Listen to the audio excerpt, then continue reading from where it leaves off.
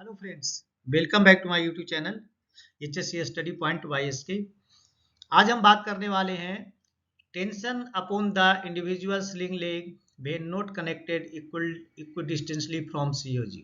मतलब स्लिंग पे टेंशन निकालना है, इसमें इंडिविजुअल स्लिंग का टेंशन निकालना है जिसमें कि ए COG से है जो इक्वल डिस्टेंस पे कनेक्टेड नहीं है। तो इसको आज देखने वाले हैं। अगर कोई भी लोड है और उसमें दोनों जो स्लिंग जो है वो COG से इक्वल डिस्टेंस पे कनेक्ट नहीं है, तो उस केस में स्लिंग जो इंडिविजुअल स्लिंग होगा उस पे टेंशन कितना आएगा।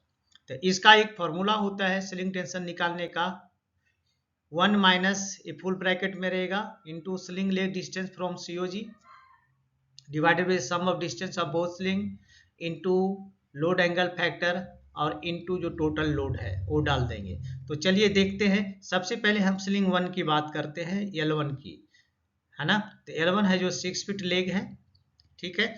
तो लोड एंगल फैक्टर इसमें सबसे पहले निकालना पड़ेगा क्योंकि यहाँ LAF है, तो ये देखना जरूरी है। तो लोड एंगल फैक्टर निकालने का फॉर्मूला क्या होता है, length of the sling and divided by height of the sling from the anchoring point. तो L1 and divided by H हो गया, यानी कि 6 है और हाइट इसकी कितनी है 5 फीट, यानी 1.2 हो गया।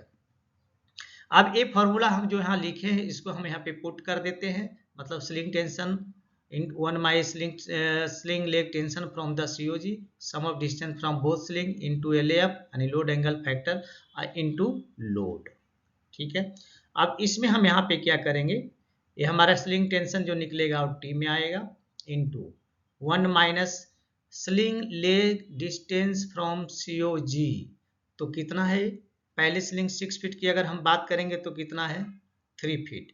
तो 3 and divided by sum of distance of both sling, तो इसकी डिस्टेंस प्लस इसकी डिस्टेंस कितना हो जाएगा 12 इंटू LAF कितना निकला है 1.2 और इंटू लोड, तो लोड कितना है 55,000 kg, इतना हो गया। अब इसको कैलकुलेट करेंगे तो यहाँ पे क्या हो जाएगा, इसके साथ कैलकुलेशन करोगे आप तो 12 इसका ए हो गया, तो 12 माइनस 3 9/12 इंटू ए बच गया 1.2 इंटू 5500। तो इसको कैलकुलेट करेंगे तो यहाँ पे आएगा 49500 kg, ठीक है। तो ये पहले स्लिंग पे टेंशन इतना आएगा। अब दूसरे स्लिंग की बात करते हैं फॉर द सेकेंड स्लिंग, जिसका जो कि 10 फीट 10.5 फीट लॉन्ग है और इस सेंटर ऑफ ग्रेविटी से दूर भी दिख रहा है। तो इस पे देखते हैं कितना आता है।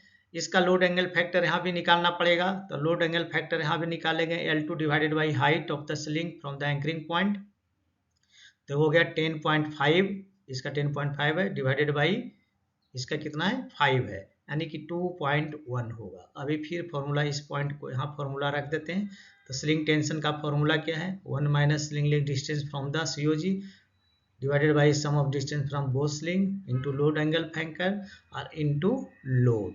तो यहाँ पे देखेंगे 1 माइनस 9, इसका क्या है यहाँ से यहाँ तक का डिस्टेंस क्या है 9 मीटर है स्लिंग 2 का, और डिवाइडेड बाई टोटल डिस्टेंस तो 3 फीट एंड प्लस 9 फीट यानी 12 feet into load angle factor यहाँ पे अभी अभी हमने निकाला है 2.1 हो गया इंटू टोटल लोड जो है यहाँ पे देख रहे हैं कितना है 55,000 kg यानी 55,000 kg, ठीक है। इसको कैलकुलेट करेंगे तो यहाँ इसका क्या होगा, LCM ले लेंगे, इसको ब्रैकेट को तोड़ेंगे तो 12, तो 12 में से 9 गया 3, तो 3/12 हो गया इंटू 2.1 इंटू 5500, यानी इसको कैलकुलेट पूरा करेंगे तो आएगा 28,875 kg।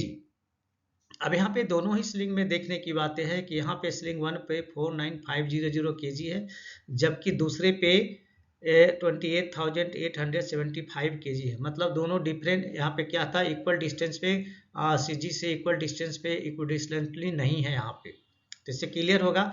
इससे एक चीज़ और भी जानते हैं कि जो स्लिंग सेंटर ऑफ ग्रेविटी के नज़दीक रहेगा उस पर लोड ज़्यादा जाएगा। यहाँ पे देख रहे हैं कि L1 है जो सेंटर ऑफ ग्रेविटी से नज़दीक यानी 3 फीट भी है, तो इस पर देखिए लोड ज़्यादा है, और सेंटर ऑफ ग्रेविटी से जो दूसरा स्लिंग है वो दूर है 9 फीट दूर है, तो इस पे स्लिंग पे यहाँ पे टेंशन कम आया। तो आप देख चुके, इससे भी साबित होता है कि ये जो कैलकुलेशन आया है वो सही आया है।